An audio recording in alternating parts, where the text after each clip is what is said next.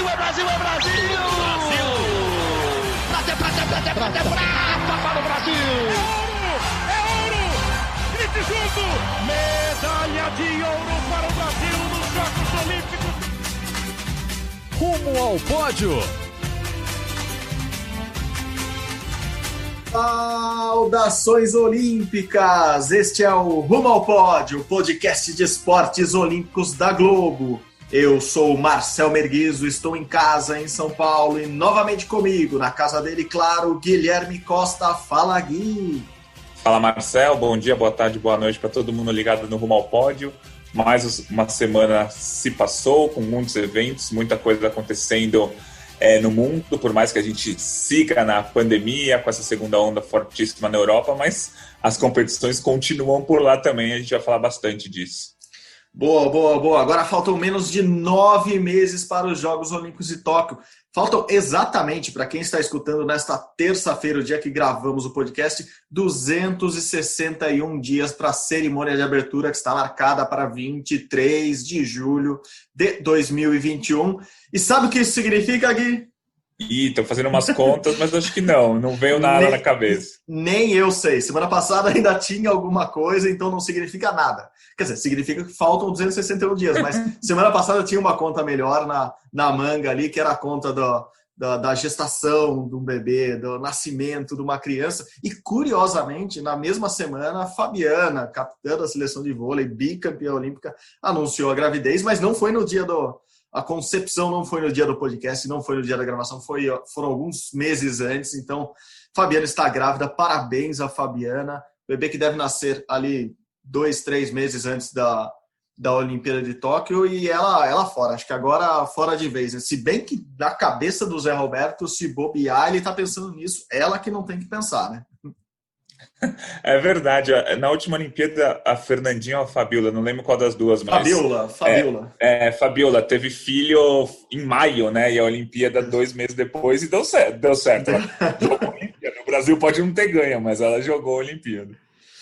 Sempre dá tempo,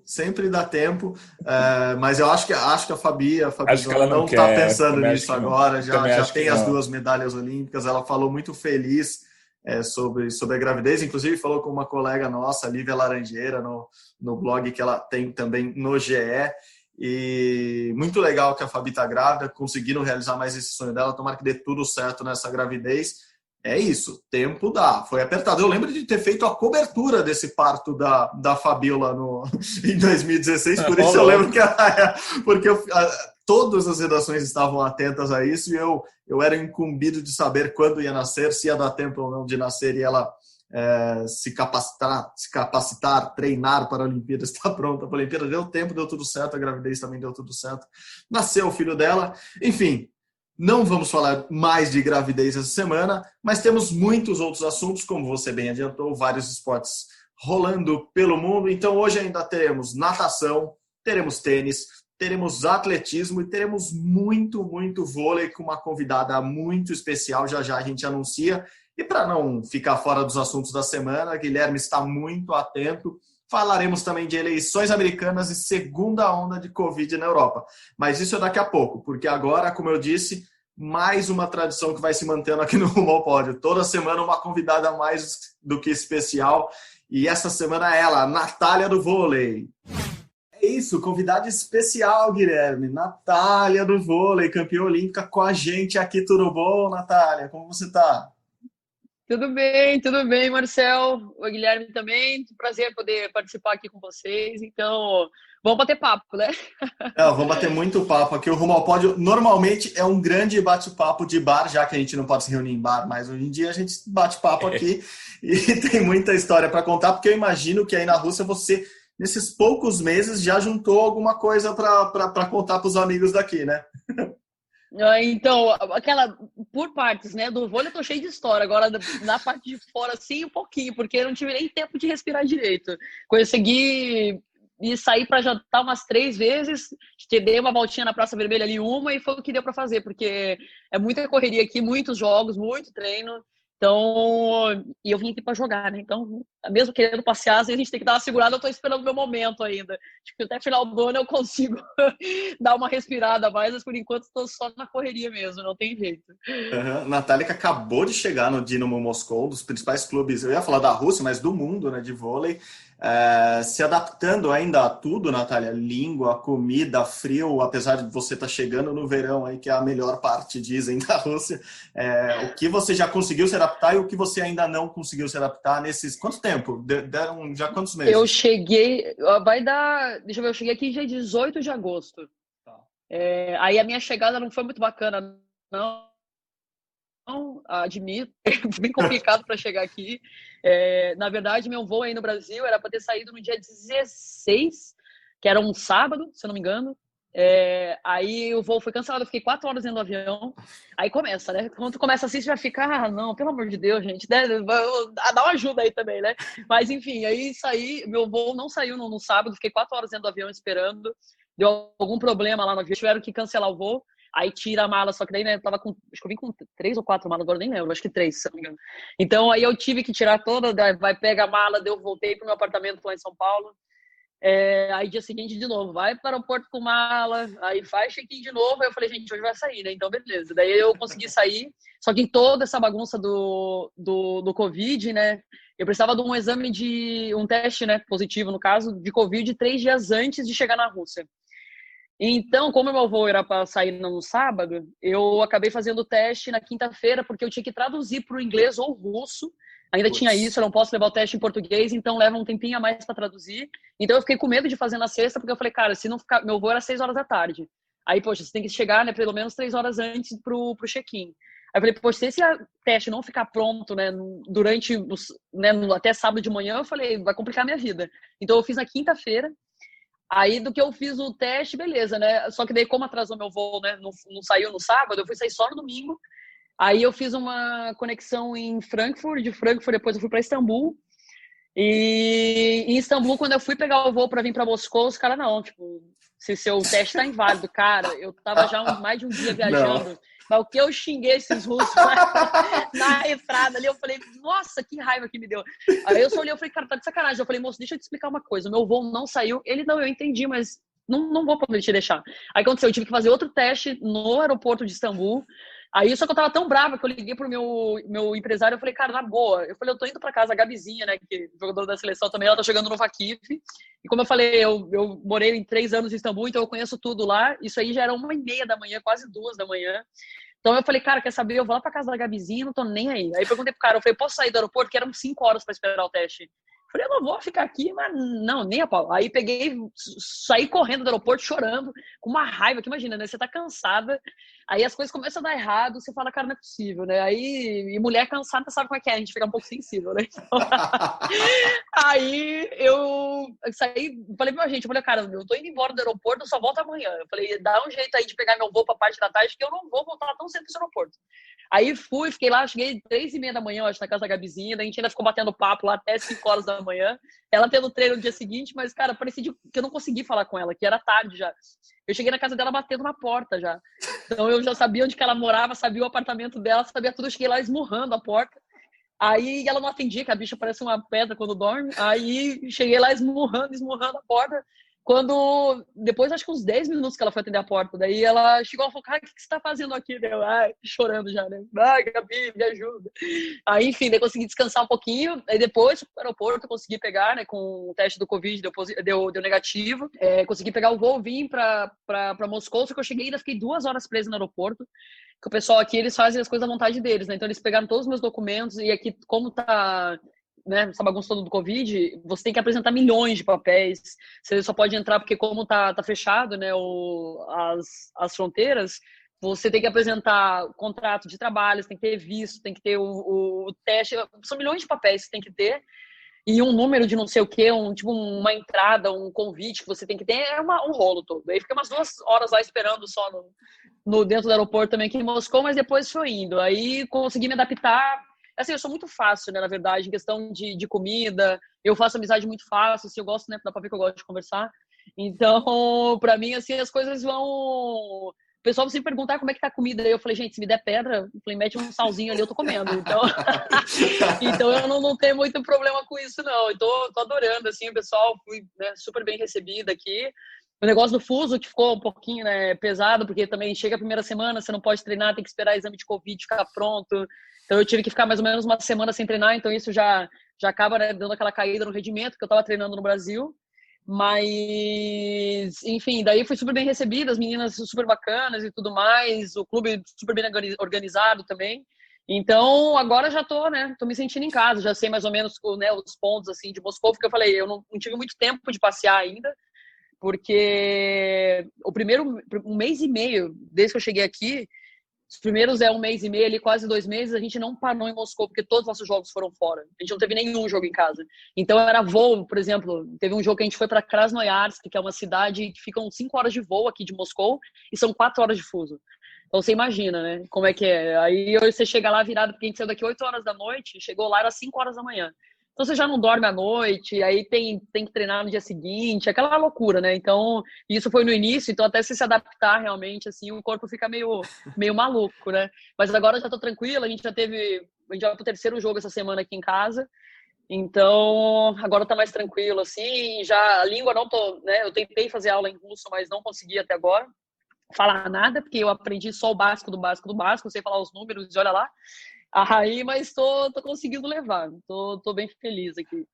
Não, boa, dá para concentrar essa raiva do voo de ida e soltar na bola, né? Assim, se tem alguma coisa para mentalizar nessa hora.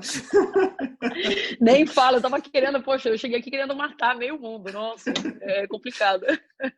Manda ver, Gui. Você está sentindo, essa temporada está meio maluca para todos os países, né, por causa do Covid. Você está sentindo que o nível do vôlei do campeonato russo, ou de qualquer campeonato do mundo, está um pouco menor ou não? É a mesma batida, a mesma toada que estava nos últimos anos que não tinha Covid? Olha, para falar a verdade, eu achei que o nível tá normal, assim, eu falo até mesmo por mim, né, porque eu não sabia como eu ia voltar, eu nunca tinha ficado tanto tempo, né, a não ser quando eu tive alguma contusão, alguma coisa assim, mas nunca tinha ficado tanto tempo sem jogar, né, então, quando eu voltei, eu falei, poxa, não quero nem ver, e para falar a verdade, eu acho que esse tempo foi ótimo para mim, porque eu fazia tempo que eu não me sentia tão bem fisicamente, tô conseguindo, sabe, fazer tudo, até falei com o pessoal aqui, pro meu preparador físico e tudo mais, que sabe, normalmente quando tem essa mudança de tempo, né, de muito fuso e muita viagem, normalmente eu fico cansada, fico morta e eu tô conseguindo segurar numa boa aqui, sabe? Meu joelho, graças a Deus, né, que eu tive problema nos últimos 2 anos, mais ou menos, tá estabilizado, então, assim, não tô tendo problema nenhum físico, isso pra mim é ótimo. Eu acho que, sei lá, acho que vai até bom pra galera dar uma descansada, sabe? Tinha muita, né, eu, por exemplo, tive problema, né, como eu falei, no joelho e tudo mais, então acho que deu pra dar uma zerada, realmente. E foi um tempo que a gente nunca tem, né? Pelo menos o calendário do nosso, né? O calendário do vôlei é muito corrido. Você sai do clube, já tem seleção, milhões de campeonatos. Então a gente não tem o tempo para recuperar o nosso corpo. Então, se é que dá para tirar um ponto positivo, né, dessa história toda do Covid, deu pra gente pelo menos dar uma zerada nas dores. E desde que eu estava em Istambul, porque eu ia ficar lá durante a pandemia quase uns 2 meses, eu consegui voltar pro Brasil só início de maio. Então lá eu conseguia malhar, porque o clube disponibilizou academia, tudo, né, controlado e tudo mais. E quando eu voltei também, minha família é do sul de Santa Catarina, e lá no interior estava bem tranquilo os casos, então estavam todas as academias abertas, o comércio aberto também, né, com um pouco, né, tudo controlado, negócio de horário, número de pessoas dentro né, dos lugares, mas eu consegui malhar, então a minha parte difícil eu consegui manter completamente, assim, sabe, sem a bola e tudo mais, mas a minha parte difícil eu consegui manter quando eu estava durante essa quarentena, pandemia, tudo ali. Então, para mim, assim, foi bom. Eu tô me sentindo super bem. Eu acho que o nível, não sei dos outros, assim, né? Tô tentando acompanhar um pouco, vi alguns jogos já do Campeonato Turco, o Campeonato Italiano não consegui acompanhar. O do Brasil, para mim, também é difícil por causa dos horários, né? Normalmente os jogos são 7 horas da noite, 9h30. Como eu tô 6 horas na frente, para mim é no meio da madrugada, então eu não tenho como acompanhar. Mas aqui dá para ver, assim, que o pessoal tá conseguindo manter. O único problema, na verdade, é que já tiveram alguns times aqui durante, né, desde que começou o campeonato, com muitos casos de Covid dentro do time. Então eles tiveram que parar, ficar em quarentena. Então isso acaba que, né, você voltou, tá jogando, de repente, poxa, quarentena, 2 semanas. Teve gente que ficou quase um mês de quarentena. Então você fica nessa, né, que vai e volta o tempo inteiro. Então você acaba dando uma oscilada né, no seu rendimento e tudo mais. Mas no meu time, pelo menos, a gente tá bem tranquilo. A gente teve 3 casos de Covid só positivo com as meninas. Elas ficaram de quarentena, 2 já voltaram e uma tá esperando ainda, que foi assintomática, mas testou de novo depois de 15 dias e estava positiva ainda. Então ela teve que dar uma segurada ainda. Então, mas no resto, assim, dá para ver que essa parada, assim, em questão de performance, não foi ruim, não. Uhum. Em relação aos protocolos que vocês passam aí, você testa a cada quantos dias? Quando tem voo, as distâncias são longas, testa quando vai voar, testa quando chega também? Como que tá esse acompanhamento? Então, aqui no Campeonato Russo, a gente está tendo que testar toda vez antes de todos os jogos, só que são 3 dias antes. Então, por exemplo, a gente, antes de viajar, normalmente a gente testa aqui em Moscou, então você vai para a cidade, né, por exemplo, né, do jogo, com o teste, com o resultado desse teste. Quando você volta para a sua cidade, você refaz o teste, que daí também já serve para o próximo jogo, né, que normalmente a gente está jogando 2 vezes por semana. Então, mas toda vez, hoje a gente fez, até acabou o treino da manhã, a gente foi testar. Então, que a gente jogou no final de semana lá em Ekaterimburgo, teve a segunda fase da Copa Russa. Aí chegamos, ontem a gente teve folga e hoje teve 2 períodos de treino. Depois do primeiro período a gente foi lá, fez o teste, que eu não aguento mais, para falar a verdade, gente, eu não vejo a hora de terminar. Eu vou ficar sem nariz até o final da temporada, pelo amor de Deus.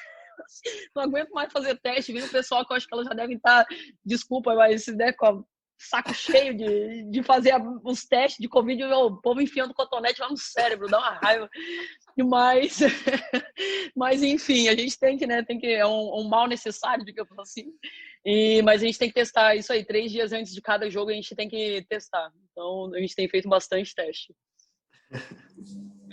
Falando agora, mudando um pouquinho de assunto, falando um pouco de seleção brasileira. Claro que ainda faltam uns 6, 7 meses para uma convocação para a Olimpíada, mas a gente já conversou com o Zé Roberto algumas vezes, ele já falou que tem 3 jogadoras que estão praticamente garantidas, que seria você, a Gabi e a Tandara.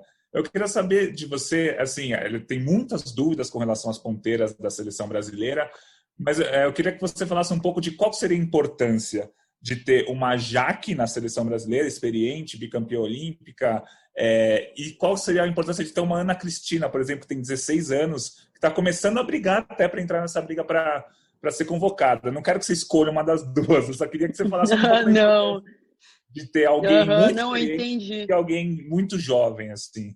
Uhum. Eu acho que tem os 2 lados, assim, né? Já que, por exemplo, se de repente ela pudesse, né? Isso aí vai ser com o Zé Roberto também, eu não quero me meter. Mas, por exemplo, assim, nesse caso, né? Vamos botar aí os fatos. Então, por exemplo, se caso a Jaqueline fosse uma jogadora que nem você falou, experiente, né? Já tem 2 ou acho que 3 Olimpíadas nas costas, na verdade, né? 2008, 2012 e 2016. Então, uma jogadora que, sem dúvida alguma, iria conseguir ajudar, né? O grupo e tudo mais, com sua experiência. Mas também tem um outro lado, por exemplo, que você falou da Ana Cristina. Se você leva a Ana Cristina, pensando até mesmo num próximo ciclo, né? Então, até mesmo como esse ciclo é um pouco mais curto, né? Como a gente vai jogar a Olimpíada do ano que vem, você só tem 3 anos praticamente para jogar de 2024. Então, assim, eu fiquei bastante feliz, na verdade, porque eu tenho acompanhado até as mesmas notícias, visto alguns vídeos da Aninha, né, jogando lá no Rio, e ela tá super bem, logicamente, né, ainda uma jogadora muito nova, inexperiente e tudo mais, mas eu fico muito feliz que o Brasil vem crescendo, porque a gente tá precisando realmente de material humano, né? Então, assim, são meninas altas. A Aninha, a primeira vez que eu vi ela, eu falei, eu conheço a Cissa, né, a mãe dela, então eu lembro da Aninha pequenininha, a gente via, né, torcendo pela mãe no ginásio. Quando eu vi uma foto dela, eu assustei, eu falei, meu Deus do céu, o tamanho que tá a menina, cara. E ela, tipo assim, né, você vê uma jogadora de um porte físico, assim, diferenciado mesmo, né? Ela é forte, ombro largo, alta pra caramba, 1,92, se eu não me engano. Então é bacana demais, assim, eu torço mesmo para que ela consiga, né, ainda mais, eu sei que ela tá na mão certa, porque ela tá com o Bernardo lá no Rio, então ela realmente fez uma das melhores opções que ela tinha aí no Brasil, né, para mim, porque eu sou fã do Bernardo, assim, nunca escondi de ninguém, eu sou apaixonada por ele, eu sempre falo, então ela tá no lugar certo para crescer, para se tornar uma ótima jogadora. E isso aí, né, logicamente, da escolha, o Zé Roberto que vai decidir mais pra frente, mas pensando no futuro, isso aí seria muito interessante realmente de tê-la, né, até mesmo pelo que eu vi ali, em vários momentos, até mesmo de decisão, se eu não me engano, acho que foi o jogo contra o Minas, 23-23, a bichinha dando na bola, então, assim, sabe, é bacana de ver, assim, a coragem que ela tem. Logicamente tem ainda uma dificuldade no passe, mas é normal com a idade dela, né? uma menina alta também, então, assim, eu tenho muito para crescer ainda e, se Deus quiser, ela vai dar certo aí, e o Zé Roberto que segura essa bomba na mão dele aí para decidir quem que vão ser as outras ponteiras. Com 16 anos, você já estava na seleção principal também, né? Quer dizer, dá para... Foi minha primeira convocação. Uhum. Se você tivesse que falar com ela agora, nem sei se você já falou isso com ela, se vocês são próximas ao ponto de se falarem, mas se você pudesse falar com ela, com a Aninha agora, e dá para ela ter na cabeça isso, de que com 16 anos dá para chegar na seleção. Quer dizer, a gente tem ainda 9 meses para a Olimpíada, mas é possível. Não, a gente não está falando de nenhum absurdo aqui, né? Não, lógico, não, nenhum absurdo. Eu concordo, assim, eu não tenho muito contato com a Aninha, assim, né? Agora que, ainda mais que eu tô aqui fora, então nem cruzo, nem nada, né, em jogos, assim. Mas acho, assim, não é nenhuma loucura. Eu acho que ela tem completamente totais condições. Ainda mais que, né, foi o que a gente falou, assim, a gente não sabe quem serão as outras ponteiras, né? Se Deus quiser, eu e a Gabizinha vamos estar bem, né, fisicamente e tudo mais, então a gente vai conseguir ir para Tóquio, então a gente precisa de mais 2 ponteiras ainda. E tem aí a Mandinha, que participou do ciclo inteiro, que tá super bem lá no Rio também, foi aí, né, Jaqueline, tem Fernanda Garay também, que eu não sei se vai aceitar voltar para a seleção ou não, também que fez um início de temporada, pelo menos agora, né, nesse Super 8 que teve lá em Saquarema, foi super bem. A Aninha aí que tá brigando, tem a Drusila também, que não tá numa fase muito boa da carreira dela, mas vai estar na briga com certeza. Então é torcer para que realmente, assim, né, independente de quem for, que todas, assim, né, eu acho que a melhor coisa seria que todas estivessem no melhor nível, né, para ser uma briga justa ali, e quanto mais opção a gente tiver, melhor pro nosso Brasil, pra nossa seleção. Então, vou estar torcendo aí para que a Aninha vá bem e que realmente, tipo, não tem nenhum absurdo que ela pode realmente, né, com 16 anos aí, ir para uma Olimpíada e poder ajudar a gente. Deu para ver que ela é corajosa, a bichinha não tem medo, né, de enfrentar as gigantes aí. Tava com a Thaís, a Carol Gataz na frente dela e ela metendo a mão na bola. Então, assim, vou torcer para que ela faça realmente uma boa temporada aí, que seja para ajudar a seleção ano que vem em Tóquio ou, né, para as próximas Olimpíadas, para os próximos anos. Aí tem Mundial em 2022 também. Então, torcer para que ela faça uma boa temporada para dar um pouco de dor de cabeça pro Zé. Não, e dor de cabeça em ano de Olimpíada, para ele é super complicado, e ele sempre fala disso, por causa do número de atletas que você pode levar, né? Na Olimpíada você pode levar só 12, normalmente em mundiais ou você leva mais ou leva 14, né? Então fica muito mais sob controle as peças que você pode mexer. Você, inclusive, foi para 2012 numa dessas, né? Você foi com uma 13ª jogadora, não sabendo se ia jogar ou não. Hoje, olhando assim, você tem mais claramente, você técnica agora, esquece o Zé Roberto porque ele não vai ouvir isso aqui, a gente não fala para ele que você falou isso aqui. Você sabe claramente quantas levaram assim, são 2 levantadoras, é uma líbero, tem que levar 4 ponteiras, tem que levar 3 opostas, não, leva 2 opostas. Não. Você consegue montar esse quebra-cabeça fácil? E a seleção brasileira é mais difícil porque tem essas jogadores que jogam na ponta e jogam com opostos. Como você montaria a sua seleção hoje? Então, tá bem complicado assim, porque a gente teve muitos problemas físicos, na verdade, nesses últimos anos, né? Então, foi o que eu falei, espero, né? Se Deus quiser, vai estar todo mundo, Thaís conseguiu se recuperar. Também é uma jogadora que, para mim, ela é nome certo em Tóquio ano que vem. E, na verdade, assim, dependendo como for, em 2016, por exemplo, o Zé Roberto acabou levando 4 ponteiras, 4 meios, que normalmente são 3 meios, né? 2 opostas, então ele acabou levando só a Sheila de oposta. A Gabizinha entrava nas inversões quando precisava, ver que ela é ponteira, mas jogava como oposta também. E ele acabou levando 4 meios. Ele levou a Denise, né, como a 4ª meio. E então, assim, ele pode fazer, na verdade, ele tem a opção, de repente, assim, levar 5 ponteiras e uma oposta, que é a Tandara. Eu também sou uma jogadora versátil, que se precisar, eu jogo ponta, jogo saída. Então, assim, ele pode pensar em levar meios, ele vai ter que levar as 3. De repente, ele queira levar também 4 meios, eu não sei, assim. Então, né, agora falando eu, Natália, eu tentaria realmente, né, ver.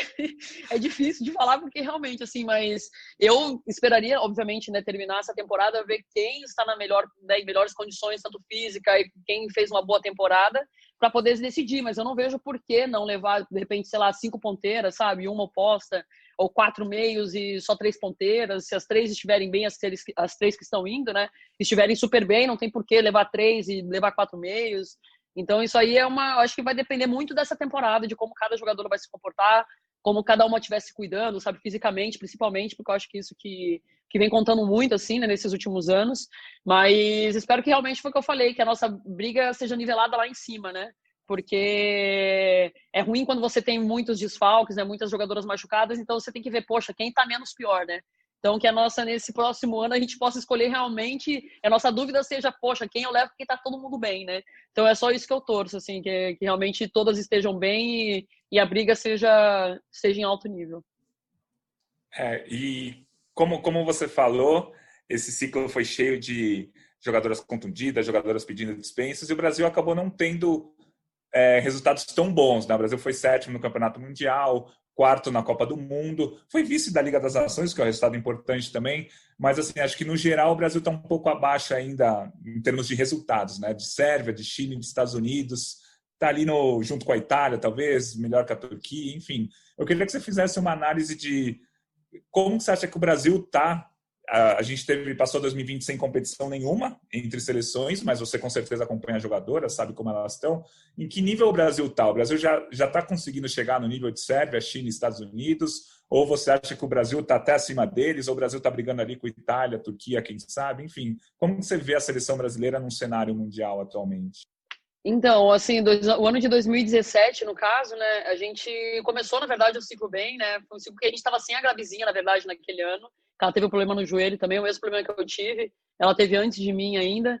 E a gente acabou ganhando o Grand Prix naquele ano, né, em 2017. A gente ganhou o Sul-Americano, a gente ficou em segundo lugar na Copa dos Campeões. 2018 já foi um ano mais complicado, porque daí eu fiquei machucada. A Garay acabou indo para o Mundial, né, que é para mim, é a Olimpíada e Mundial que conta realmente durante, né, esses 4 anos, durante o ciclo.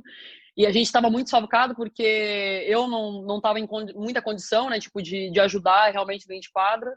Estava com problema no joelho, tentei, né, correr contra o tempo realmente para me recuperar a tempo. Consegui, mas não estava no meu melhor, não estava no meu 100%. Thaísa também estava com problema no joelho. Dani Lins, naquela época, estava com problema nas costas também. Foi pro Mundial, travou lá e acabou, né, ficando aquela loucura. Então, a gente acabou fazendo um Mundial muito ruim. E 2019 a gente, né, começou também meio desfacado, eu estava ainda, né, me recuperando do joelho, né, tentando achar uma estabilidade ali e tudo mais. Por exemplo, Thaísa já não foi em 2019, então assim, a gente realmente não conseguiu jogar com um time completo, né? Tandara faltou também no ano de 2019, não estava lá. Praticamente as principais competições de 2019 ela não participou. Então assim, fica difícil quando você não tem um time completo, né? Se você joga com todo mundo e fala, poxa, você perdeu, né, para as principais seleções do mundo, mas cada hora estava faltando uma ou até 2, 3 jogadoras. Então isso é que é o mais complicado, né? Que a gente não tem realmente como saber o que, né, como é que o time iria se comportar em frente a essas seleções. Então a gente sempre, né, por exemplo, ano passado a gente teve uma grande surpresa que foi a Lorene, que foi super bem na VNL, foi super bem no final do ano lá na Copa do Mundo. Então assim, a gente acabou descobrindo outras jogadoras, né, com potencial para estar também em Tóquio, para entrar na briga aí, né? Por exemplo, né, a Lorene como uma segunda oposta ali, depois da Tandara. Então, assim, eu acho que, até, né, voltando digamos assim, no assunto do Covid, eu acho que foi, né, obviamente, né, tirando a parte, eu sei, né, que é muito complicado, é tudo muito, né, ruim que tem acontecido aí no mundo inteiro, mas a nossa visão como atleta foi, querendo ou não, bom, porque a gente teve um tempo para descansar, para recuperar nossos problemas. Foi o que eu falei, fazia tempo que eu não me sentia tão bem fisicamente. Gabizinha também, eu converso com ela praticamente todo dia, ela tá na Turquia, tá se sentindo super bem. A própria Thaísa, que voou temporada passada, já começou super bem essa temporada também. Então, assim, foi um tempo que a gente ganhou nessa quarentena aí para realmente, sabe, dar uma zerada nas nossas dores, dar uma recuperada no nosso físico. Então, eu acredito, assim, que o ano que vem, se a gente, né, conseguir chegar todo mundo bem fisicamente, conseguir reunir, né, as melhores do Brasil nas melhores condições, eu acho que a gente consegue sim brigar com as seleções ali de frente, sabe, China, Estados Unidos, Sérvia. Obviamente foi o que eu falei, nessas, né, competição, por exemplo, no Mundial, a Sérvia estava completa, a Itália estava completa, todo mundo, né, nos seus 120%, né, nem só no 100%, e a gente ali, né, lutando para achar jogadoras para completar o time, para a gente conseguir, né, fazer um bom campeonato, e acabou que a gente não conseguiu, mas realmente, assim, eu acredito que se todas nós estivermos bem fisicamente e num bom momento, a gente vai conseguir fazer frente aí, né, que a gente falou, a gente vai para lá com certeza para conseguir, né, a gente quer ser campeão, a gente quer sair de lá com uma medalha, então a gente vai para brigar mesmo, assim, mas é difícil falar agora, como eu falei, né, então a gente não tem, eu vou falar, poxa, não, a gente vai estar bem, porque realmente esses 3 últimos anos a gente não conseguiu reunir o time completo, então é difícil saber, se tivesse time completo, podia estar o time completo, de repente a gente tomar, sabe, bolado das meninas ali, vai fazer o quê? Mas realmente, assim, eu torço para que todos estejam aí, Tandara também, né, que estejam bem fisicamente aí para representar bem o Brasil em Tóquio ano que vem. Uma das ausências, eu diria quase certa, da Olimpíada é a Fabiana, que acabou de anunciar que está grávida, apesar do filho ou filha dela nascer ali 2, 3 meses antes da Olimpíada, aparentemente ela não vai jogar. Isso, para você, qual é a influência que tem direta em você, no time? E você, eu digo porque você se torna a capitã, você é a capitã do time. O que muda para você sendo a capitã, sendo essa líder? Ainda mais sabendo que agora a Fabiana, que é uma líder nata, né, independentemente de ter a braçadeira de capitã, ela é uma líder do time, não estará o ano que vem. Como você já está imaginando isso? Então, porque, por exemplo, a gente começou esse ciclo, né, sem a Fabi, ela entrou num acordo com o Zé Roberto para tentar voltar no ano passado, né, para tentar ir para Tóquio o ano que vem, no caso. Então, a Fabi, né, sou fã dela, joguei com ela muitos anos na seleção. Não tive a oportunidade de jogar com a Fabi no clube, na verdade, só joguei em seleção, mas, como você falou, né, uma líder nata, uma das melhores jogadoras de meio do mundo, né, que o mundo já teve, nem só no Brasil. Então, assim, com certeza, a Fabi, se ela tivesse, ou agora, como você falou, tá grávida, então eu acho difícil ela conseguir se recuperar para chegar aí num nível bom, né, sem jogar a temporada inteira e chegando de última hora, assim, para poder ir para Tóquio. Eu acho complicado, mas não é impossível também, né? Isso aí vai depender dela. Acho que da vontade dela também, eu acho difícil ela querer ir, deixar o bebezinho, enfim, né? Isso aí envolve outras questões também. Mas a Fabi, se ela tivesse, com certeza, num nível alto de competição, jogando bem, com certeza é uma jogadora que vai fazer falta, né? Então, assim, mas como eu falei, a Thaísa, né, já tá, para mim é uma das jogadoras de meio garantida lá. Tenho acompanhado, como eu falei, né, algumas notícias e tudo mais, vejo que a Denise tá jogando bem, a gente tem a Bia ali, tem a Carol, então assim, a gente tem outras opções também, e eu fui capitã durante esse ciclo todo lá na seleção. Eu sempre brinco assim que eu pude aprender e seguir exemplos de grandes jogadoras desde que eu cheguei nos meus 16 anos, então eu sempre tive muita sorte de ter muitos assim bons exemplos do meu lado. Tanto Fabiana, Sheila, Fofão, Valeuska, então assim, tive grandes e grandes jogadoras do meu lado, então eu pude aprender muita coisa com elas. Eu tento passar tudo isso que eu aprendi para as meninas hoje em dia, sabe, para as mais novas, os valores, sabe, de você se entregar, do sacrifício que a gente faz para estar numa seleção brasileira. Muitas pessoas até às vezes criticam assim, né, por exemplo, o fato de, sei lá, eu ter ido machucada, sabe, para algum, né, não no meu 100%, mas eu falei, cara, eu abro mão de muitas coisas pela seleção, e isso eu faço porque eu gosto, assim, sabe, porque, querendo ou não, muitas pessoas pensam, financeiramente e tal, não sei o que, não, tipo assim, financeiramente hoje, seleção não muda nada na minha vida, sabe, tipo assim, eu tô lá porque eu gosto, eu amo jogar pela seleção, amo defender o meu país, isso é uma coisa que, assim, tá dentro de mim mesmo, sabe, corre no sangue ali, porque acho que é o sonho de todo jogador, né, você poder representar seu Brasil, seu país, que seja num campeonato mundial, até no campeonato de bulica ali, a gente gosta de, né, defender a camisa do nosso país. Então, eu tô lá porque realmente eu amo. Para mim é sempre assim um grande desafio e eu sempre me entrego da melhor maneira e no meu 100%, sabe? Então, espero realmente assim que isso que eu tento passar para as meninas, na verdade, né, sempre que estão vindo assim essa nova geração, porque eu acho que independente de qualquer coisa, se você se entrega, se você trabalha e sabe, se doa e faz as coisas com amor, as coisas acabam acontecendo. Então, assim, por eu ter sido, né, capitã nesses últimos 3 anos aí, mesmo a Fabi, eu até falava, poxa, a Fabi chegando lá, eu já entregava a tarde, ela fica pra você, pelo amor de Deus, que isso aí eu não quero nem entrar nessa briga, mas mesmo ela não estando lá, eu vou tentar representá-la e representar o que eu falei, né, tenho essa junção de todas as jogadoras que eu aprendi muito, então eu tento sempre representar, e eu sou uma jogadora que eu sempre gostei muito de ajudar quem tá do meu lado, sabe, sempre me doei muito pro time, então que eu possa, assim, representar aí e dar o meu melhor pela seleção. Para nós, jornalistas e também para os torcedores, é muito legal acompanhar o vôlei, porque todo ano tem uma grande competição da seleção brasileira, tem a Liga das Nações, que demora 6, 7 semanas, E aí todo ano ou tem Campeonato Mundial, ou Copa do Mundo, ou Olimpíada, enfim. A gente sempre acompanha muito a seleção. A seleção joga 50 vezes no ano, o que não acontece nos outros esportes. No basquete não tem isso, no handball não tem isso, nem o futebol o Brasil joga tanto assim. E pra gente é muito legal, a gente acompanha, vê vocês, comemora título todo ano, até uma cobrança para vocês. Mas eu imagino que o calendário seja uma loucura, porque vocês jogam 8, 9 meses no clube, 2 meses na seleção, vocês praticamente não têm férias. Qual que é o seu sentimento com relação a esse calendário maluco que é do vôlei? Para nós, torcedores e jornalistas, é ótimo, mas e para vocês, jogadores? Então, para falar a verdade, assim, né, que nem você falou, né, na visão do telespectador, do jornalismo e tudo mais, é muito bacana, né, porque você tem, né, aí são meses, praticamente uns 4, 5 meses que a gente tem por ano com seleção brasileira, então tem muito, né, conteúdo, o pessoal gosta de assistir jogo, né, seja tá jogando uma China, fuso horário e tudo mais, mas o pessoal gosta de assistir, isso é bacana e a gente até mesmo agradece, né, porque se não fossem nossos fãs, né, o pessoal que acompanha e torce pela gente, isso aí conta muito pra gente.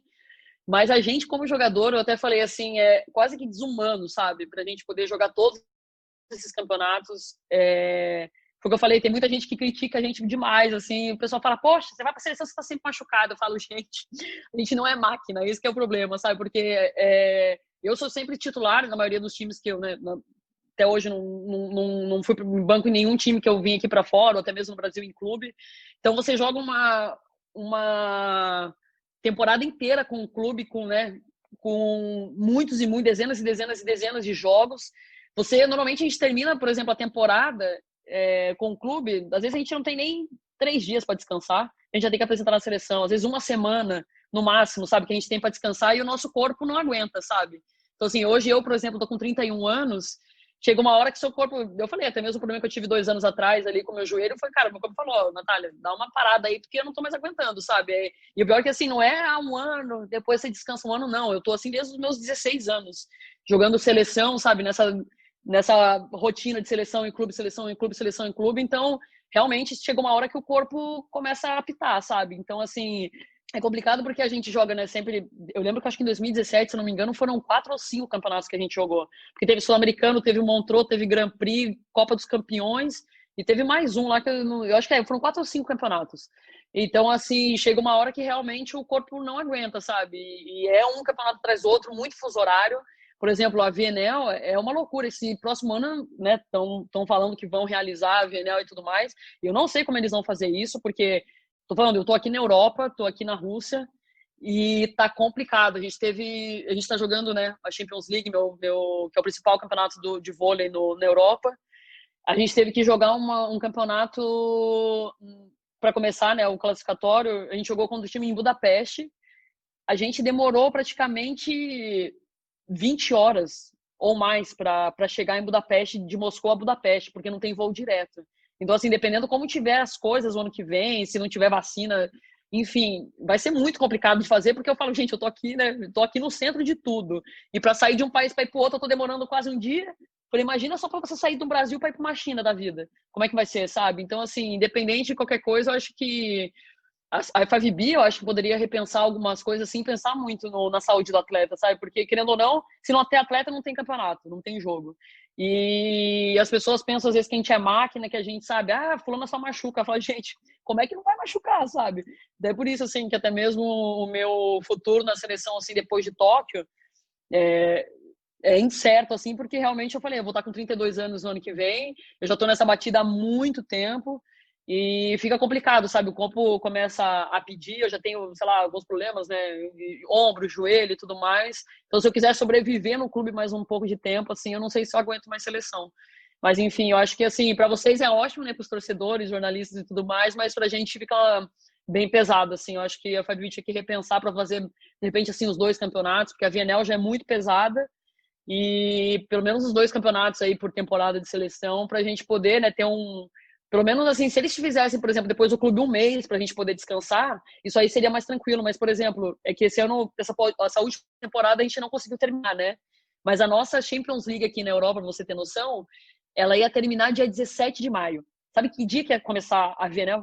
Dia 19 de maio. Primeira etapa no Brasil. Você acha que a gente ia conseguir chegar? Nem se a gente... Eu não sei se meu time da Gabizinha ia estar na final da Champions, mas... Eu falei, qual que era a chance da gente jogar a primeira etapa da VNL, por exemplo? Então, tipo assim, se a gente não chegasse pra primeira, a gente ia ter que ir direto pra segunda. Então, a gente não ia conseguir descansar, sendo que é um ano, tipo, né, de Olimpíada, você quer, o Zé Roberto queria testar o time antes da Olimpíada e tudo mais. Como é que você faz, sabe? Então, é muito complicado, assim, as pessoas realmente, né, os organizadores, eles não pensam no atleta, sendo que o atleta é o principal foco das competições, né? Porque se não tem atleta, não tem competição. Então, assim, eu acho que eles deveriam realmente pensar um pouco mais na gente e fazer uma coisa mais saudável, digamos assim, né? Não, perfeito. Como que tá a sua saúde hoje? Está com os 3 pinos na canela? Você já retirou um? Eu lembro de retirada de um só, não lembro dos outros. Só de um. Continuo com eles ali. Continuo com a haste, continuo com os meus pinos ali, com os meus parafusos. Parafuso tá no lugar. Mas a minha canela, às vezes, ela ainda incomoda um pouquinho. Eu teve um ano ali que, quando eu tive o problema no joelho, eu fiquei 7 meses praticamente sem saltar. Quando eu voltei com muita dor na tíbia ali, muita dor, mas era assim, uma dor de... Eu não sei explicar até hoje, porque é uma dor assim que ela não avisa antes de vir. De repente, do nada, começa a doer minha canela e eu fico, pelo amor de Deus, às vezes não consigo nem colocar o pé no chão, pra vocês terem noção. Então, assim, cheguei a fazer exames, cheguei a fazer algumas coisas, a gente não consegue descobrir de onde que vem. A gente não sabe se é, de repente, a haste vibrando ou a aderência da... Eu não sei, é só na perna da haste, mas enfim. Mas tá, assim, fisicamente eu tô super bem, é só essa dorzinha que às vezes me vem, o meu joelho tá super estável, tô super feliz com isso também, porque né, praticamente nas últimas 2, 3 temporadas, assim, eu tenho sofrido bastante com ele, então tá super bem, meu ombro também, que eu tive um probleminha o ano passado, tá super bem, o pessoal aqui, assim, né, assim, até me surpreendeu, porque a gente tem um médico osteopata aqui no time que tem cuidado bastante da gente, parte de fisioterapia, assim, ótima, então, assim... com tanto de jogo e treinamento que a gente tá tendo aqui, porque treina, viu? Pelo amor de Deus, o pessoal falava que eu na Rússia que não treinava, mas eu falei, me avisa que time que é esse então que eu vou ano que vem, porque o meu treino é tipo... Eu tô brincando porque eu gosto de trabalhar, mas tem algumas horas que eu falo, pelo amor de Deus, gente, vamos parar de saltar, é muito ataque, é demais pra mim. Eu falo, eu tô com 31 anos aqui, pelo amor de Deus. Eu vejo às vezes a Goncharova, né, que é o oposto da Rússia aqui, que tá no meu time, cara, dá, tipo assim, tempo pra água. A menina vai lá, o técnico me chama pra menina pra ficar atacando no tempo técnico da água. Eu falo, pelo amor de Deus. Daí eu já sento lá e fico aqui, escondidinha. Eu falo, não me chama não, pelo amor de Deus. Mas é assim, tá tranquilo. Graças a Deus, fisicamente, assim, não posso reclamar e tô me cuidando bastante. E estão cuidando bem de mim também, então tá super tranquilo. Vou aproveitar que você falou dela, como é a sua relação com a outra Natália, a Natália Goncharova? No meu time aqui, na verdade... pode falar, desculpa. Não, eu ia falar, a rival histórica do Brasil também, assim, vocês devem se conhecer de seleções já. Aliás, conta como é a relação com ela e como é a relação com as russas. Afinal, o Brasil e Rússia no vôlei feminino é o novo Brasil e Cuba no vôlei feminino, né? Não, exato. Cara, a Goncharova assim, tem uma menina super bacana, ela é muito legal, assim, me recebeu muito bem aqui. O negócio das russas, assim, que elas não são todas que falam inglês, né? Então tem umas ali que arranham um pouquinho, tem umas... Então, assim, umas 3, 4 que falam bem assim, inglês mesmo. As outras dão uma arranhadinha. Mas a Goncharova, ela fala. E a gente se comunica assim super bem, tudo. Super bacana. Ela é super gente boa. Até as pessoas falam assim, nossa, ela tem uma cara, né, tipo, de série e tudo mais. Mas ela, assim, super sorri, super brinca com todo mundo. Então, assim, é muito bacana. E, assim, o que tem de Natália aqui, nesse lugar, pelo amor de Deus. No meu time tem 3 Natálias. Tem 3 Ekaterina, que eles chamam de Kátia. Então eu chamo a Natália, eu já fico assim, eu falei, gente, me chama, eles arrumaram o apelido, né? Eles me chamam de Nath, e normalmente Natália eles chamam de Natasha aqui. Então chamam a Goncharova de Natasha e a outra Natália chamam pelo sobrenome também, que a gente chama pelo sobrenome mais curto lá, que é Radum. Aí as Kátia também, chama Kátia. Eu falo, gente do céu, quanta Kátia e Natália aqui nesse lugar, que pelo amor de Deus. Mas as meninas, assim, super bonitinhas, né, repito, que me receberam super bem. E a gente vai ter uma levantadora super engraçada que ela não fala muito inglês, né? Ela arranha bem pouquinho, assim, mas ela adora falar comigo. Então toda hora ela vem, aí ela começa a falar dela. Aí ela começa, como que é essa palavra dela? Começa a pensar, eu vou tentando adivinhar com ela, a gente fica rindo de nada, não fala nada, nenhuma das duas consegue se comunicar, mas a gente conversa pra caramba, fala bastante, então assim, é muito bacana, assim, tô gostando de estar aqui com elas. Boa. Só agora a última pergunta, pelo menos da minha parte. Você optou novamente por jogar no exterior. A Sheila também está nos Estados Unidos, a Gabi está na Turquia, algumas estão no exterior, mas a Superliga Brasileira aqui está muito forte também, né? Tem muitas jogadoras selecionáveis por aqui. Você, não digo que você se arrependa, mas por que a escolha de jogar fora e não a Superliga? É uma escolha meramente financeiro, que já seria um ótimo argumento, porque o financeiro é muito importante, ou a escolha técnica também? Então, na verdade, assim, eu sempre tive, né? A primeira vez que eu saí do Brasil, foi uma escolha assim, porque eu queria ter essa experiência de jogar aqui fora, né? De ver como é que é, viver isso, sabe? Porque eu acho que desde que eu mudei para a Turquia, assim, eu evolui muito, não só como jogadora, mas como pessoa, sabe? Você tá num outro país, você tem que se acostumar com uma cultura diferente, você conhecer pessoas novas, então, assim, eu acho que enriquece isso como pessoa demais, demais da conta. Você passa por alguns perrengues, às vezes, assim, que você fala, gente, o que eu faço? A mesma coisa que eu falei, poxa, para chegar aqui na Rússia, aí você vai para os lugares, você tenta e você não fala a língua, então você tem que se virar assim, você acaba se reinventando muitas vezes, né? Então, assim, logo que eu saí do Brasil, foi uma opção que realmente eu optei por sair porque eu queria ter essa experiência. E o negócio foi que eu adorei jogar aqui fora, menino. Eu me dei super bem, assim, eu gosto dessa vida de, sabe, de você estar num lugar diferente. Até eu brinco, assim, porque como eu tava lá na Turquia, eu queria ter aprendido um pouco mais de turco, assim, mas depois eu falei, gente, é tão bom, às vezes você não entendeu o que as pessoas estão falando, vocês não estão entendendo. É bom demais, eu adoro. A mesma coisa aqui na Rússia, eu fiz um pouco de aula de russo, mas, cara, é uma paz, assim, aqui. Eu falei, a maior parte das vezes o pessoal fala russo aqui. Então eu não tô entendendo nada, eu sou a única que fala, tipo, né, que, na verdade tem duas estrangeiras no meu time, sendo que uma sou eu e a outra é bielorrussa. Então ela é praticamente russa, né? Ela tá jogando aqui a 6ª temporada dela já. E então, tipo assim, elas se comunicam lá, elas ficam falando tudo em russo e eu tô lá assim, ó. Falo, gente, se tiver alguma coisa que eu precise saber, vocês me avisem, porque eu tô aqui de boa. Aí eu tô assim, eu falo, oi, a tal coisa. Eu falo, beleza, é tudo curto, é tudo tranquilo, então eu gosto disso, sabe? Assim, e eu, assim, sou uma pessoa que eu saí de casa com 15 anos, então sempre morei sozinha. E eu gosto disso, assim, sabe? Tipo, de sair, fazer minhas coisas. Às vezes, sabe? O pessoal fala, nossa, você fica meio solitário. Eu falo, gente, não, eu tenho muitas amigas. Tipo, aqui na Rússia é um pouco diferente, né? Porque é a minha primeira temporada, não tem tanta estrangeira. Mas, cara, quando eu morava lá em Istambul, por exemplo, só no meu time, na última temporada, por exemplo, tinham 5 estrangeiros. A gente terminou com 6 estrangeiras. Então, assim, as estrangeiras sempre se unem muito, porque, né, tá todo mundo sozinho, assim. Então, você acaba fazendo amizade. Eu falei, olha, se eu quiser ir pra qualquer canto do mundo hoje, eu consigo. Eu consigo ir pros Estados Unidos, eu consigo ir pra Tailândia, pra Coreia, para Itália, para Holanda, eu vou para onde eu quiser, eu tenho amiga, sabe, em todas as partes do mundo, e isso é muito gostoso. Cara, uma hora, todo esse voleibol vai acabar, sabe, tipo, isso aqui, sabe, eu falei, eu até brinco que eu tô na contagem regressiva já, né, porque eu tô com 31, acho que eu mudo até uns 36, 37, se Deus quiser, mas eu sempre falo assim que o importante, eu acho que o que fica mesmo são as amizades que você conquista, as pessoas que você conhece, e isso faz toda a diferença, sabe, então, eu sou uma pessoa que eu sou apaixonada, eu, assim, não sei, né? Eu me programo assim para ficar mais um tempinho aqui na Europa ainda, não quero voltar para o Brasil ainda. A questão da parte financeira também conta bastante, porque né, o euro ainda do jeito que tá hoje em dia, a gente não. Eu até brinco, o pessoal volta pro Brasil, eu falei, gente, olha o euro como é que tá, acho que eu vou voltar. Tô ganhando em euro, né? Gente, olha só. O euro tá quase R$7, eu vou voltar pro Brasil fazer o quê, gente? Eu falei, ninguém vai pagar minhas contas quando eu parar de jogar. Não, brincadeiras à parte, assim, mas realmente, assim, a primeira vez que eu saí foi muito pela experiência, e hoje em dia, assim, porque eu falei, eu me adaptei muito bem aqui fora, eu gosto dessa vida, sabe, tipo, de morar num país diferente, de conhecer culturas diferentes, e tem a parte financeira também, que hoje em dia tá contando muito. Boa, boa. O Gui falou da última dele, eu vou emendar umas curtinhas então aqui, porque eu tenho muita curiosidade e o papo tá bom. Não, tranquilo.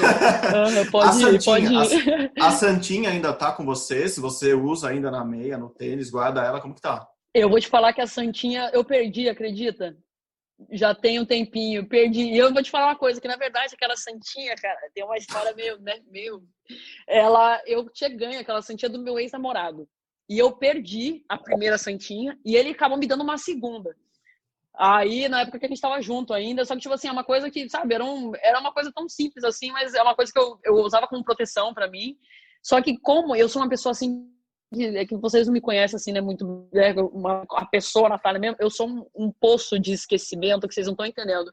Então, eu, tipo, tava na meia, você acha que eu lembrava que tava na meia? Eu tirava a meia aqui assim, ó, e já botava pra lavar, e às vezes no campeonato, mistura a meia uma com a outra. Foi embora na lavanderia lá e nunca mais voltou. Não sei nem que momento que eu perdi. Um dia eu fiquei chateada quando eu perdi, porque sabe daquela dor no coração, você fala, poxa, minha Santinha. Eu falei, mas ela tá me protegendo de qualquer maneira, então, mas eu acabei perdendo a Santinha, cara, já tem um tempinho assim, mas tenho aqui minha Santinha também isso aqui vem da minha mãe, tem o santo aqui, tudo, Nossa Senhora das Graças, então tá tudo aqui. me protegendo ainda. Menos mal. Eu ia falar que a gente tem que achar alguma coisa até Tóquio, mas se tá pelo menos no pingente não, tá aqui, do colar, tô bem. tá... Tá ótimo. Tá garantido.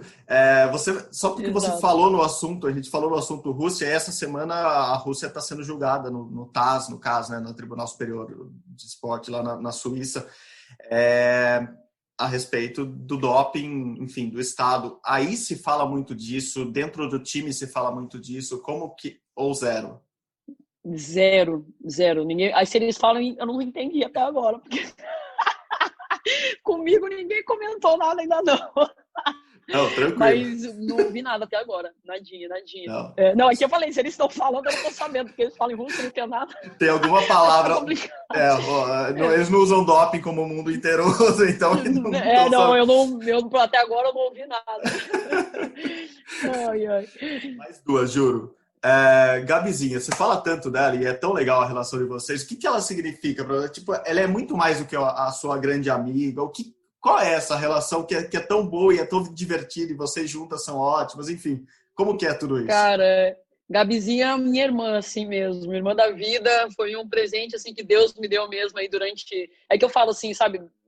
Tava falando com vocês, né? Eu acho que isso é o que vai ficar, sabe, pra nossa vida. Uma hora isso aqui tudo do voleibol vai acabar, a gente vai parar de jogar, só que a Gabi é uma das que eu tenho certeza absoluta que eu vou ter a amizade dela pro resto da vida, sabe? A gente se fala praticamente todo dia, então, assim, ela fala, né, dos problemas dela comigo, eu falo dos meus, a gente fala de vôlei, então, assim, a Gabi é uma pessoa maravilhosa, assim, além de grande jogadora, né, eu acho que quem conhece a Gabizinha mesmo, até as pessoas, né, que são fãs dela, vem como é uma menina do coração imenso, assim, e, cara, eu sou apaixonada dela, assim, como amiga mesmo, e ela é minha irmã, assim, é irmã mesmo, sabe, né, passou já do status de a melhor amiga, é uma irmã, assim como a Camila Bright também, né, porque a Bright eu também conheci ainda antes que a Gabizinha, né, desde 2006, que a gente está na seleção juntas, depois a gente conseguiu, né, jogar vários anos em Osasco juntas também, e é outra irmã, assim, que o voleibol me deu, e são grandes amigas da minha vida, assim, sabe? Tenho meus amigos de infância, né, que eu tenho já há mais tempo, mas são pessoas que estão no meu dia a dia, estão, sabe?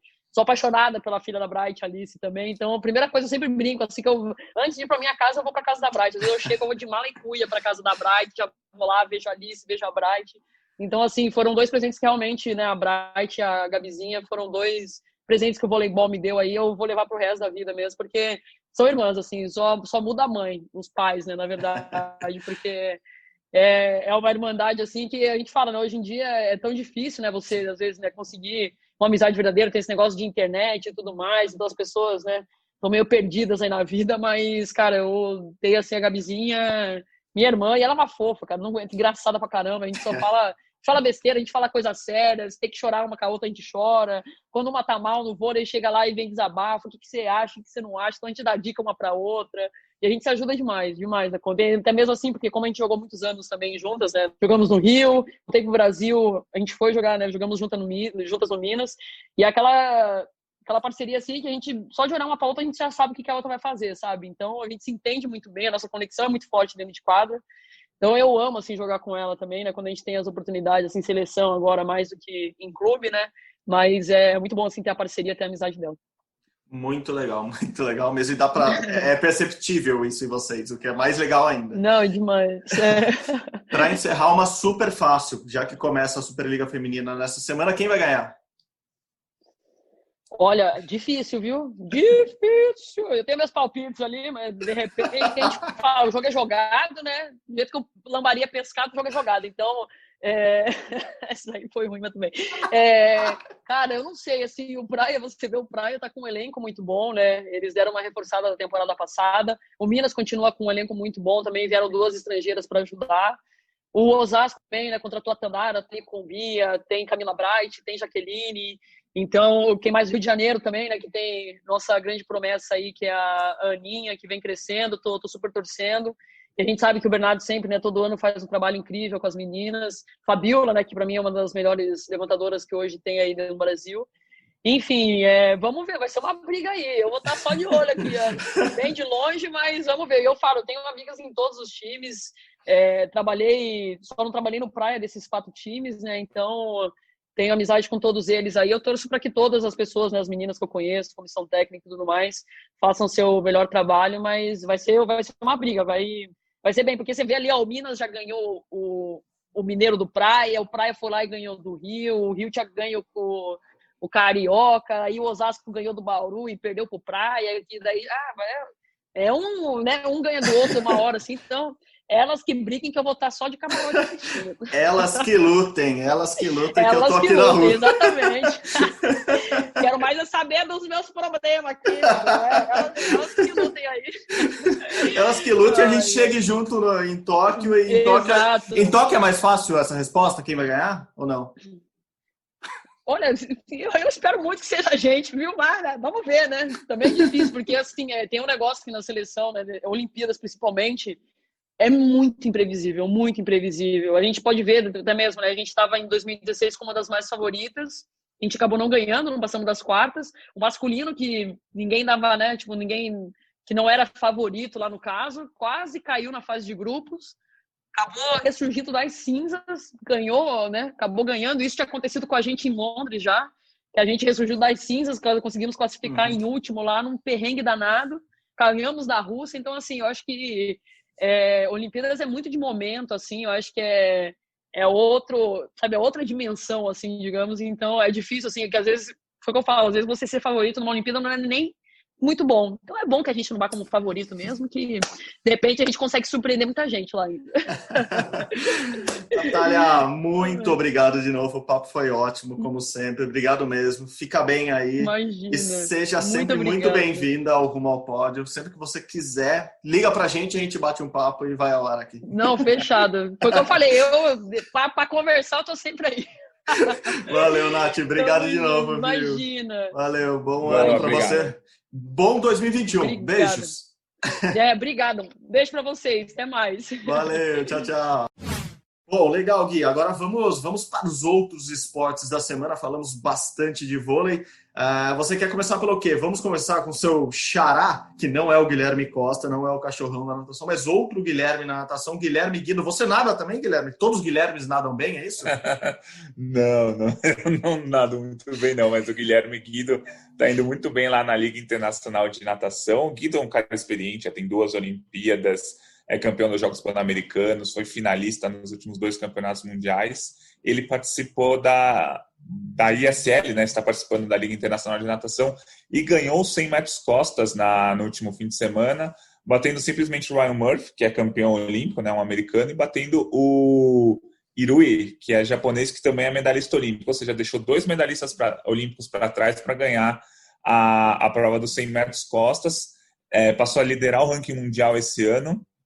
Lembrando sempre que essas provas estão sendo em piscina curta, não em piscina longa. A piscina longa é a piscina olímpica de 50 metros, a piscina curta tem 25 metros.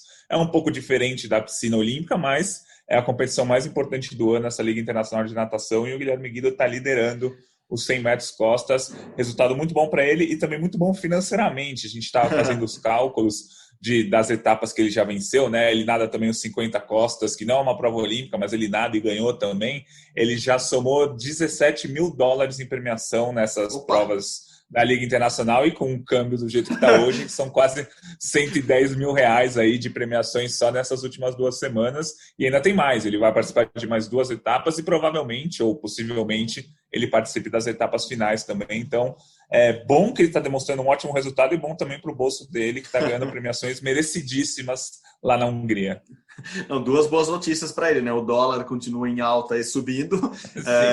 A gente vai falar de eleições americanas e claro, elas sempre influenciam muito essa variação do dólar. Então pode ser que o Guido fique um pouquinho mais rico, vamos dizer assim, com essa variação nos próximos dias. E outra notícia boa é que os 100 metros costas são uma prova olímpica, né? Apesar da diferença das viradas, tem mais viradas por não ser uma prova em piscina olímpica, em piscina de 50 metros, e isso muda muito. Tem muito atleta que tem vantagem ali na virada, ter uma ou 2 viradas a mais influencia muito, mas é importante que ele está bem numa prova que ele pode almejar voos na água, não, mas braçadas muito boas também na Olimpíada, né? E o Guido, assim, ele foi 7º colocado nesses 100 metros costas no Mundial de 2019 e no Mundial de 2017. Então, ele é um cara que fez 2 finais nos últimos mundiais, deve fazer uma final olímpica se ele nadar perto do que ele consegue, ele se classifica para a final. Para ser medalhista olímpico, ele precisa melhorar ali 3, 4 décimos, que numa prova de 100 costas é muita coisa, mas dá para melhorar, é um negócio que é alcançável, mas nesse momento ele não seria um candidato forte à medalha. E é importante também ele nadar bem, porque o Brasil tem um revezamento 4x100 medley, né? Que no último Campeonato Mundial foi 6º colocado. É um revezamento que, se todo mundo nadar direitinho, perto das suas melhores marcas, o Brasil começa a brigar por uma medalha. Hoje, o 4x100 medley do Brasil seria o Guilherme Guido nos costas, Vinícius Lanza no borboleta, ou Felipe Lima, ou João Gomes no peito, e o Marcelo Quereguini no crawl. Todos esses são finalistas nas suas provas individuais. Então, o que faz com que o Brasil forme um bom revezamento ali. Claro que os Estados Unidos está bem à frente nesse revezamento, Rússia também, Grã-Bretanha, mas o Brasil começa a brigar ali para tentar beliscar um bronze nesse 4x100 medley, que é uma prova super interessante, que o Brasil foi finalista olímpico e finalista nos 2 últimos campeonatos mundiais. O Brasil, na natação, que sempre vai bem, ou historicamente já foi muito bem nos revezamentos, tem na próxima Olimpíada possivelmente esses 3 revezamentos, o 4x100 livre, o 200 também, né? Temos o revezamento do 200 livre e o medley com chances razoáveis ali de fazer o final, e por que não pegar pódio também. É isso, o revezamento nem sempre, assim como no atletismo, é a combinação de os 4 melhores tempos das provas individuais, mas sim, tem sim, assim como na natação, no atletismo tem a passagem de bastão, ali a troca dos nadadores também influencia, então fazer a melhor estratégia também ajuda, enfim, tem vários aspectos que colaboram e fazem com que o Brasil esteja no bolo, mesmo que ele não tenha o melhor nadador de peito, o melhor nadador de crawl, o melhor, enfim, chances para o Brasil na natação, inclusive, e com certeza também nesses revezamentos. Boa, Gui. Bom, vamos mudar das piscinas para as quadras. Marcelo Melo, de novo, foi bem. Mais um torneio bom do nosso duplista. Agora em Viena, ganhou o campeão. Mais um título para Marcelo Melo. Dessa vez, Bruno Soares não foi o destaque brasileiro, foi Marcelo Melo. Mais importante que eles dois estão muito bem. Girafa ganhou, inclusive, do seu ex-companheiro de dupla, né, o Murray. Não, na verdade o Murray era companheiro do Bruno Soares. Do Bruno, isso, verdade, desculpa. Erramos, apagamos. Não, mas boa, ganhou de um belo duplista, eu diria. Isso, exatamente. O Marcelo Melo, que está jogando com o Lucas Kubot, né? Essa parceria já está com quase 5 anos, é uma parceria muito forte. Eles ganharam a ATP 500 de Viena, o Marcelo Melo e o Lucas Kubot. E os dois estão muito próximos de se classificarem para o Masters, né? O ATP Finals, que é a última competição do ano. Essa semana agora tem o Masters de Paris, que se eles conseguirem uma boa campanha, eles se classificam para o ATP Finals, que reúne só as 8 melhores duplas do ano. E o outro brasileiro, como você falou, o Bruno Soares, que atualmente joga com o Mate Pavic, que é um croata, o Bruno Soares já está classificado para o ATP Finals. Então, o Brasil possivelmente com 2 tenistas na última competição do ano, que vai ser semana que vem, né? Depois desse ATP, desse Masters de Paris que está tendo essa semana. Daqui a pouco a gente vai falar melhor da segunda onda do coronavírus na Europa, mas mesmo com a segunda onda, mesmo com lockdown total praticamente lá na França, tá rolando o Masters de Paris, sem público, claro, tipo 0 público, mas tá rolando essa semana, o Sport TV 3 está mostrando. E só o último detalhe, a gente teve ataques terroristas em Viena no último domingo, mas o Marcelo Melo já estava em Paris, já tinha viajado para Paris, que é uma outra cidade que está sendo alvo também de ataques terroristas. A Europa ali, infelizmente, está num burburinho triste nesse aspecto, mas o Marcelo Melo ganhou em Viena na semana passada e joga essa semana em Paris. E é importante você ter destacado que o Masters 1000 de Paris está sem público, porque Roland Garros, por exemplo, teve público, né? Então, há muito pouco tempo, as competições na Europa, mais precisamente em Paris, na França, já com algum público, havia alguma liberação de público, agora volta de novo, os torneios continuam, é até motivo de crítica lá na Europa, porque, enfim, muita coisa fechando e as competições profissionais dos esportes não estão parando, mas pelo menos isso está sendo sem público e, enfim, mais um título para o Girafa, mais uma semana boa para os duplistas brasileiros. Quem também foi bem, e isso é uma novidade, porque as competições de atletismo estão voltando muito aos poucos aqui no Brasil, foi Felipe Bardi, paulista, dos 100 metros rasos, no Campeonato Paulista, lá em Bragança Paulista, onde a Confederação Brasileira tem um centro de treinamento. Ele foi bem, fez 10,03 nos 100 metros, né, Gui? Pena, de novo, que parece que venta demais lá em Bragança, né? Sempre o vento ajudando muito nossos velocistas lá e, no final dos contos, atrapalhando porque o recorde ou as marcas não são homologadas, né? Mas foi bem o menino.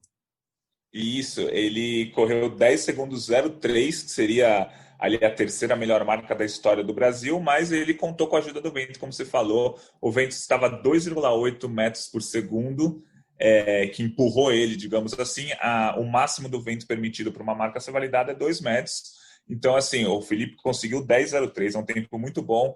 Existe um site que traduz esses tempos, assim, é algo bem informal, mas dá para a gente ter uma ideia que ele correu ali 10,09, 10,10, que seria, se o vento estivesse dentro do estipulado, que seria uma marca muito boa também para o Felipe, não só para correr os 100 metros na Olimpíada, como para entrar nesse revezamento do Brasil. O revezamento do Brasil é muito forte, foi campeão mundial de revezamentos em 2019, no mesmo ano que ficou em quarto lugar no Campeonato Mundial de Atletismo. Então, o revezamento brasileiro vai chegar com chance real de medalha na Olimpíada, e o Felipe não correu esses últimos campeonatos mundiais que o Brasil conseguiu bons resultados, porque o quarteto brasileiro é muito forte também. Então, o Felipe está aí nessa briga para conseguir uma vaga na equipe brasileira do 4 por 100, que atualmente é o quarto melhor time do mundo, pode ser muito bem o terceiro melhor time do mundo daqui a um ano. Então, interessante ver esse tempo do Felipe.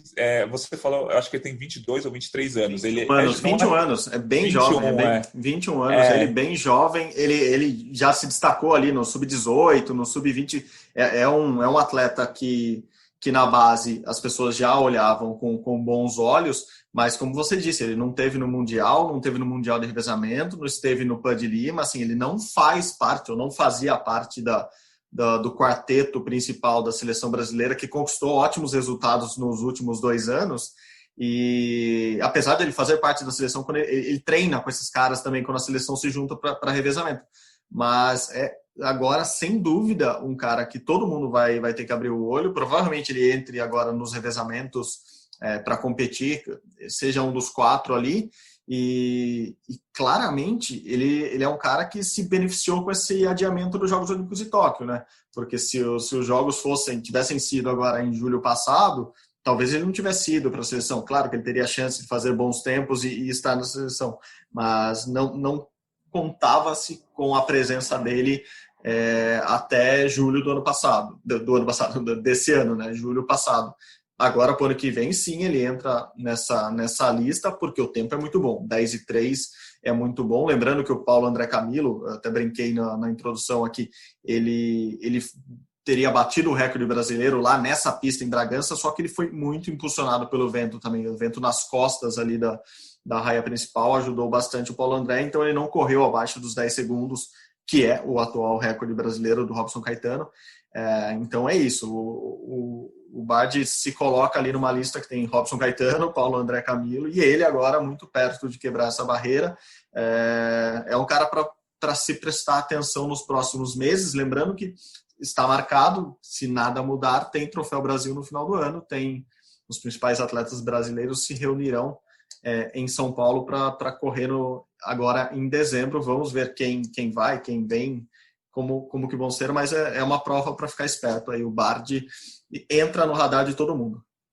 E acho que vale a pena a gente comentar também que acho que foi na semana passada, o Christian Coleman, que é o atual campeão mundial dos 100 metros rasos, é o homem mais rápido do mundo da atualidade, ele foi suspenso, né? Ele não vai participar da Olimpíada, ele está suspenso por 2 anos, ele só participará da Olimpíada se ele entrar com recurso e conseguir voltar a tempo e diminuir essa suspensão. Ele foi suspenso não exatamente porque ele foi pego no doping, né? Esse americano, ele faltou a 3 exames antidopings e no código da WADA, quando você não aparece, ou quando quando a Agência Mundial Antidoping bate na sua porta e você por 3 vezes não está lá para fazer o exame, você automaticamente é punido. Então, o Christian Coleman, o homem mais rápido do mundo, americano, a princípio não vai disputar a Olimpíada, ele está punido, ele só participa se entrar com recurso e conseguir diminuir a pena. A gente lembra que os Estados Unidos, mesmo sem o Christian Coleman, acho que acaba sendo o grande favorito no 4 por 100. Aí tem a Grã-Bretanha ali, que deve ser a segunda força do 4 por 100.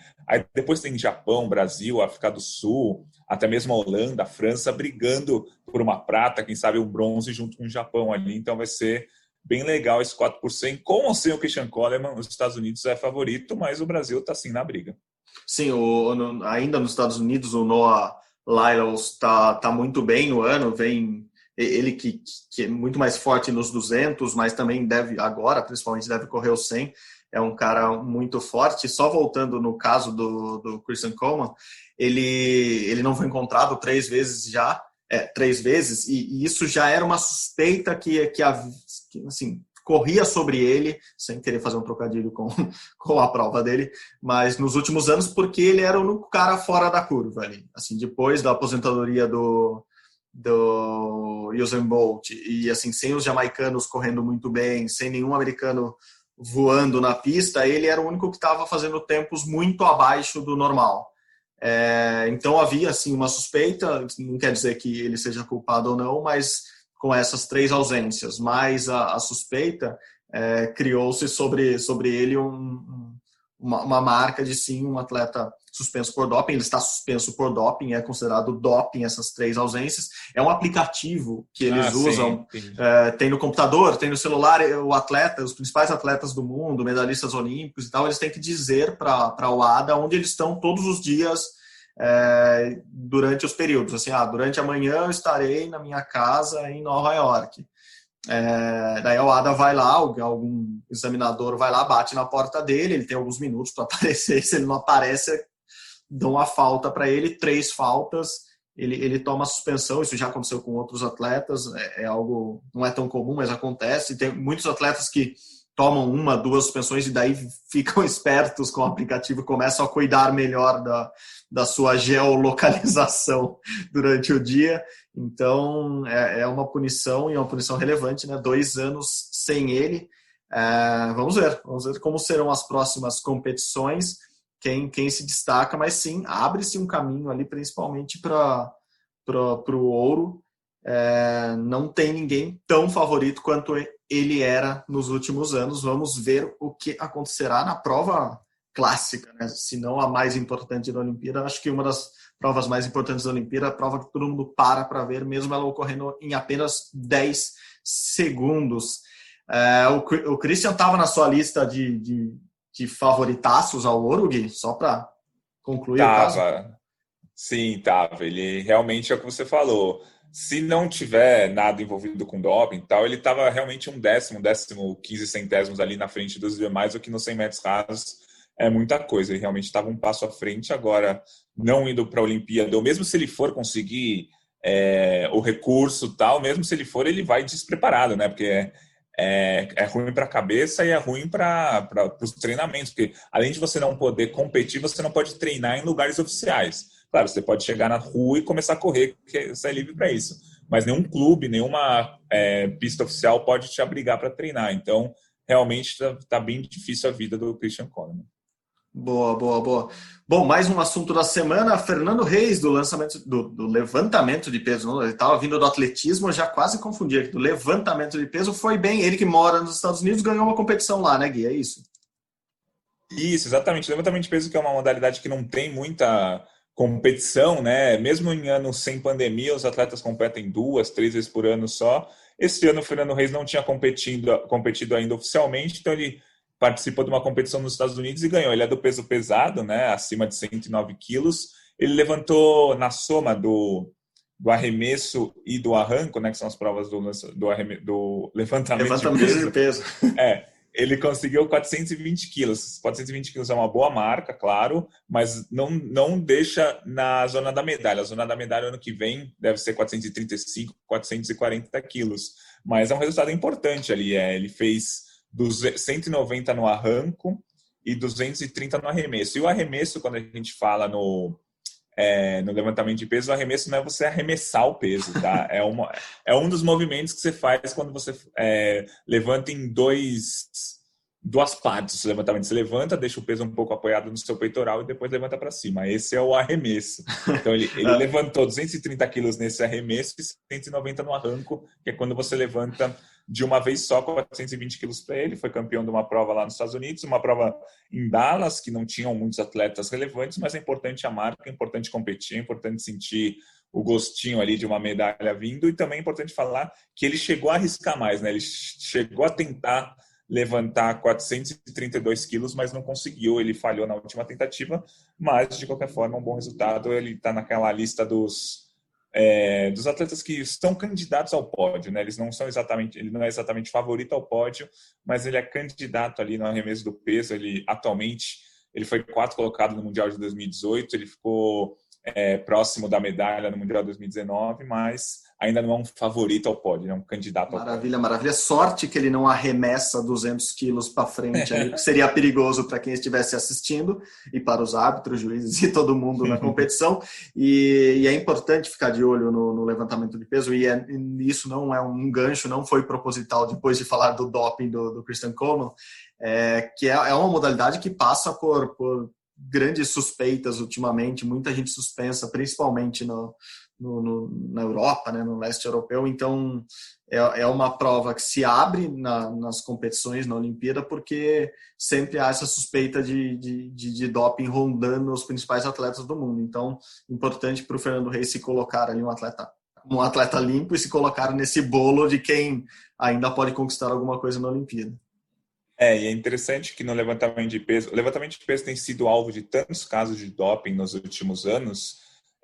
Na Olimpíada de 2008, por exemplo, a categoria até 94 quilos, tanta gente foi pega no doping que o 9º colocado, que era um polonês, acabou com a medalha de bronze, porque 6 atletas na frente dele foram punidos por doping. Então, anos depois, o atleta que foi 9º colocado ganhou a medalha. E o COI, né, o Comitê Olímpico Internacional, está cada vez mais fechando o cerco em cima do levantamento de peso, tanto que para essa Olimpíada agora de Tóquio, alguns países vão ter limite de atletas, exatamente porque tiveram muitos atletas pegos no doping. Por exemplo, potências como o Cazaquistão, Azerbaijão, Rússia, que poderiam levar até 8 atletas para a Olimpíada no levantamento de peso, vão poder levar só 2, porque são países que tiveram muitos casos de doping nesse ciclo olímpico. Então, a Rússia poderia ganhar 8 medalhas de ouro no levantamento de peso, vai poder ganhar só 2, porque vai poder mandar só 2 atletas. Então, os países estão sofrendo sanções ali. Cazaquistão, Azerbaijão, Rússia, Belarus, Armênia e Tailândia, que são até 6 das principais potências do mundo,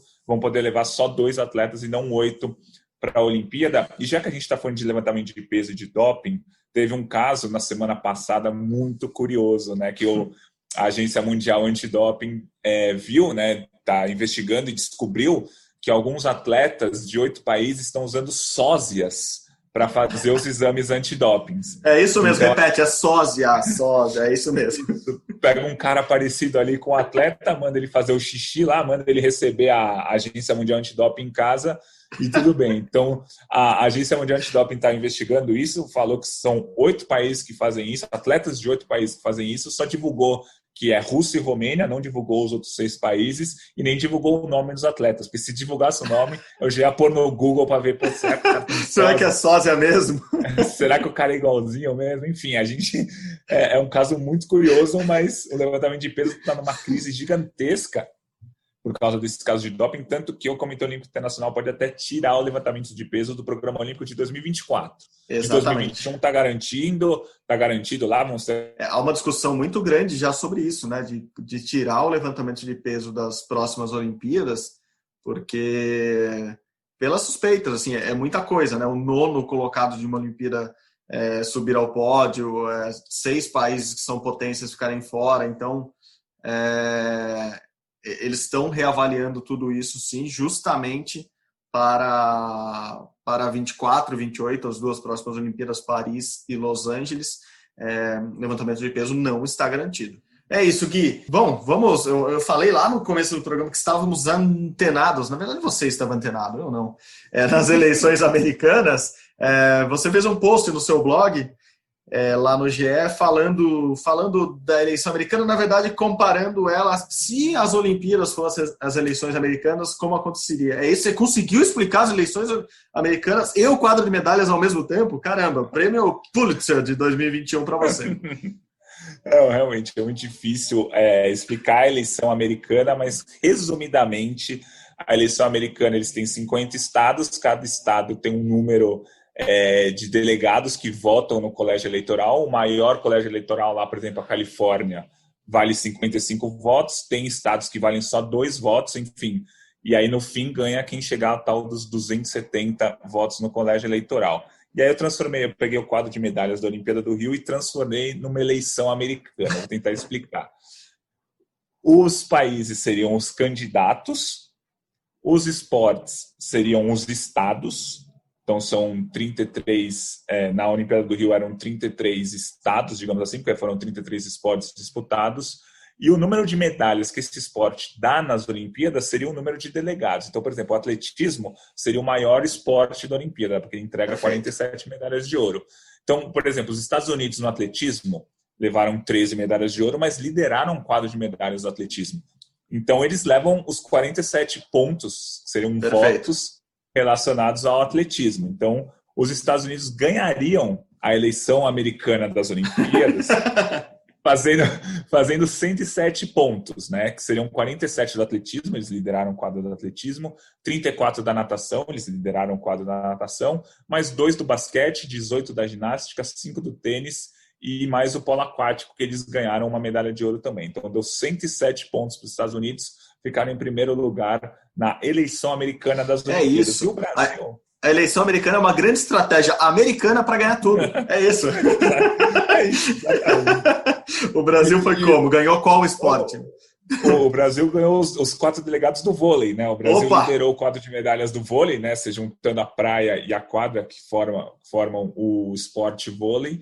O Brasil ganhou 2 ouros e 1 prata, então isso significa que o Brasil liderou o quadro de medalhas do vôlei, isso significa que o Brasil ganhou 4 delegados, ou 4 pontos, digamos assim, e ficaria em 11º nesse quadro de medalhas eleição americana. Seria Estados Unidos em primeiro, Grã-Bretanha em segundo, China e Rússia empatados em terceiro. Só algumas curiosidades, digamos assim, o Japão ganharia só o judô, mas o judô daria... Só que o judô daria 14 pontos para eles, digamos assim, porque o judô entrega 14 medalhas. Então o Japão ficaria em 8º.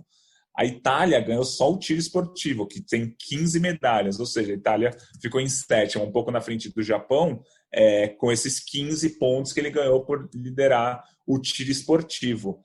E, por exemplo, a Argentina, que é sempre bom a gente brigar, tal, que a gente gosta dessas confusões com a Argentina foi 16ª, ganhou um estado, digamos assim, que foi o hóquei, que eles ganharam uma medalha de ouro, ficaram em 16º. Então, tá lá no Brasil em Tóquio, dentro do GE, toda a enumeração, quantas medalhas dá cada esporte, quantos pontos fez cada país nessa minha loucura aí do quadro de medalhas das Olimpíadas. Tá. Bom levantamento da Argentina do hóquei sobre grama ali, mas o Brasil, apesar de ter ganho um estado, também ganhou, assim, um estado pequeno. Pode ser um estado pequeno, mas legal, tipo o Havaí, assim, um estado pequeno, mas é legal. muito mas também a Argentina ganhou também um estado só pequeno. Você pode falar que a Argentina ganhou o Alasca. Ganhou um estadinho ali. Enquanto os Estados Unidos ganham a Califórnia, o Texas, etc., a gente eu me contentaria ganhando o Havaí. Eu queria deixar isso muito claro. Os Estados Unidos ganharam a Califórnia, o Texas e a Flórida, que são os 3 maiores colégios eleitorais dos Estados Unidos. Eles ganharam na Olimpíada, que seria atletismo, natação e a ginástica. Então, por isso que eles dispararam. A Rússia, por exemplo, ganhou 5 esportes também, assim como os Estados Unidos. Só que ganhou esportes, entre aspas, menores, né? Esgrima, que vale 10 pontos, nado sincronizado, que vale 2, o handball, o pentatlo, a luta olímpica, enfim. Então, os Estados Unidos, eles... Até por isso que eles lideram o quadro de medalhas tradicional da Olimpíada, porque eles ganham muitas medalhas nos esportes que dão mais medalhas. Eles ganham muita medalha no atletismo, na natação e na ginástica, que são os 3 maiores esportes da Olimpíada. Perfeito, Gui, perfeito. Quem quiser mais detalhes lá no GE tem tudo no blog do Gui. E, bom, para encerrar com o assunto também do momento, muita coisa mudando no mundo. De novo, quando a gente acha que tudo caminha para uma normalidade, que as coisas estão se resolvendo, a gente já está falando em vacina, vem a gloriosa terra plana e capota, né? Assim, estamos com uma segunda onda de Covid-19 na Europa, felizmente com menos mortes do que na primeira, mas ainda sob muita tensão, não sabemos como vai ser, mas com muitos casos, muito mais casos do que aparentemente foram na primeira onda. Isso faz com que esse panorama mundial de esportes, como a gente comentou do tênis, comece a mudar.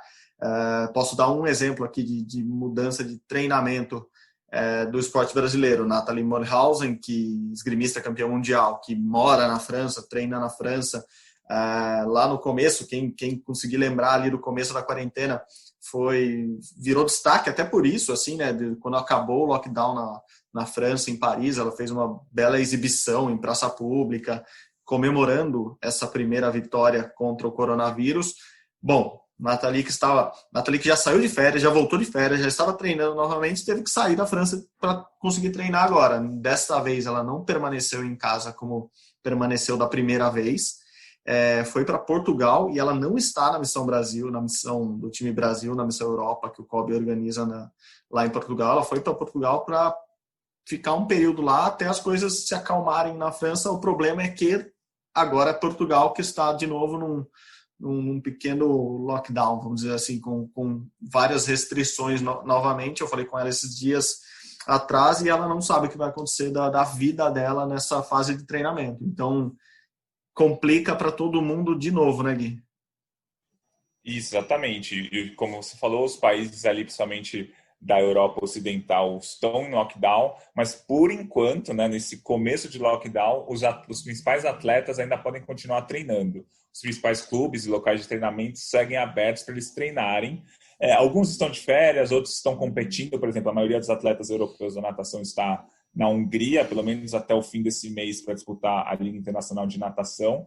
Mas, por enquanto, ainda não atinge os locais de treinamento. Talvez o lockdown fique ainda mais forte e aí fechem realmente todos os lugares. Então, ainda não é aquele caos que foi em fevereiro e março, quando nenhum atleta podia entrar numa piscina. Eles continuam treinando, mas a gente precisa ver como que vai ser isso até dezembro, até o começo do ano que vem, porque está cada vez mais próximo da Olimpíada, então cada vez mais importante os atletas conseguirem treinar. Mas, por enquanto, ali os franceses, ingleses, alemães, italianos não estão tendo tantos problemas para treinar, pensando, claro, nessa segunda onda apenas esportivamente. Claro que a segunda onda é uma tragédia humanitária mesmo. Né? Sim. Em alguns esportes, grandes competições estavam chegando, assim, o segundo semestre sempre tem muitas competições, elas foram sendo adiadas. Por exemplo, no tênis de mesa, está marcado para a China, e daí vai ser numa bolha na China mesmo, em 2 cidades, as Copas do Mundo masculina e feminina, e também o Finals, assim como tem no tênis, o Final do tênis de mesa nas próximas semanas vai acontecer na China, num esquema de bolha. O Hugo Calderano, nosso principal mesatenista, já foi para lá, está trancafiado lá nos locais de treinamento da China para conseguir disputar essas competições, mas aparentemente a gente vai continuar precisando desse artifício de bolhas para conseguir fazer competições internacionais relevantes com grandes atletas, e é o que tem para agora, assim, enquanto não sai a vacina, enquanto a gente não consegue resolver esse problemaço da humanidade, como você bem disse, não é um problema do esporte mundial, mas sim um problema da humanidade. Vamos continuar com essas restrições. Para encerrar, Gui, antes dos seus destaques finais, eu gosto disso, também temos algo importante essa semana, que é o julgamento da Rússia, né? A gente falou de doping aqui, falou de doping russo, agora inovando com sósias. eu vou rir toda hora. Quando eu ouvir esse podcast, a gente falando, eu vou rir de novo dos sósias. E a Rússia tem uma semana decisiva, julgamento no TASS, né? CAS ou TASS, tanto faz o nome, porque é o tribunal ou a corte do esporte que fica lá na Suíça. Eles recorreram contra aquela suspensão que basicamente tirava a Rússia dos Jogos Olímpicos de inverno, de verão, da Copa do Mundo de futebol, enfim, proibia os russos de competirem, a Rússia, país, competir oficialmente nas próximas grandes competições. Eles estão eles recorreram a essa decisão. O julgamento acontece durante essa semana E o que a gente sabe até agora é que alguns russos que comprovem estarem limpos, sem sósias e com tudo ok, eles podem competir, mas, por exemplo, se a Olimpíada tivesse ocorrido esse ano, esses russos competiriam sobre a bandeira do COI, não sobre a bandeira da Rússia, não tocaria hino, é aquilo que a gente sempre sabe. Então, notícias importantes chegarão ainda essa semana lá da Suíça, né, Gui? A Rússia, que é a terceira maior potência olímpica, a terceira ou quarta atual, né, atrás de Estados Unidos, China, brigando com a Grã-Bretanha para ver quem é a terceira potência. Então, é um país muito forte que hoje estaria fora das Olimpíadas, e os russos que participassem, como você falou, não poderiam competir defendendo a Rússia, e sim uma bandeira do Comitê Olímpico Internacional. Mas eu acho que isso, muita coisa pode mudar. Eu acho que isso vai acabar ficando a cargo, pelo que eu imagino, né, pelo que a gente tem lido, vai acabar ficando a cargo das federações internacionais. Então, cada federação, eu acho que vai ser o resultado do julgamento ter isso. Cada federação vai optar por fazer o que bem entender. Por exemplo, o atletismo provavelmente não vai deixar os russos competirem com a bandeira russa, assim como já aconteceu na última Olimpíada. O remo fez a mesma coisa na Olimpíada do Rio também. Mas outras modalidades não ligaram. O vôlei, o Brasil jogou contra a Rússia uma semifinal olímpica, entendeu? Uhum. Então, o que eu acho que vai acontecer é isso. Vai ficar a cargo das federações, algumas vão ter sanções, outras não, até porque em algumas modalidades o doping russo não foi provado e nunca foi provado. Assim. Então, mesmo no vôlei, não teve nenhum caso provado de doping do vôlei dentro daquele todo sistema russo. O basquete também não. A gente lembra que o basquete, a Rússia vai jogar o pré-olímpico contra o Brasil no basquete masculino em junho do ano que vem. Então, acho que principalmente os esportes coletivos, acho que vão se livrar dessa e a Rússia vai poder competir normalmente. Mas vamos esperar o julgamento inteiro essa semana, e o resultado deve demorar algumas semanas, alguns dias para sair, mas o julgamento está sendo essa semana. Perfeito. Gui, muito obrigado novamente. Espero você semana que vem, você mesmo, Guilherme Costa, não o seu sósia aqui. E valeu, obrigado, hein? Valeu, Marcelo. Sempre um prazer fazer o Rumo ao Pódio com você. A gente volta na semana que vem. Boa, Gui. Valeu. Rumo ao Pódio, como você sabe, é uma produção minha e de Guilherme Costa. A edição essa semana é de Leonardo Bianchi e Bruno Palamin, a coordenação de Rafael Barros e a gerência de André Amaral. Você encontra nosso podcast lá na página do GE. Se você quiser ir no seu navegador, vai lá direto, ge.globo/Rumo ao Pódio, encontre a gente, divulgue, compartilhe com seus amigos ou vá nos seus agregadores preferidos de podcasts, como o Spotify, o Google Podcast ou o Apple Podcast. Novamente, muito obrigado pela companhia. Até semana que vem. Saudações olímpicas. Tchau, tchau.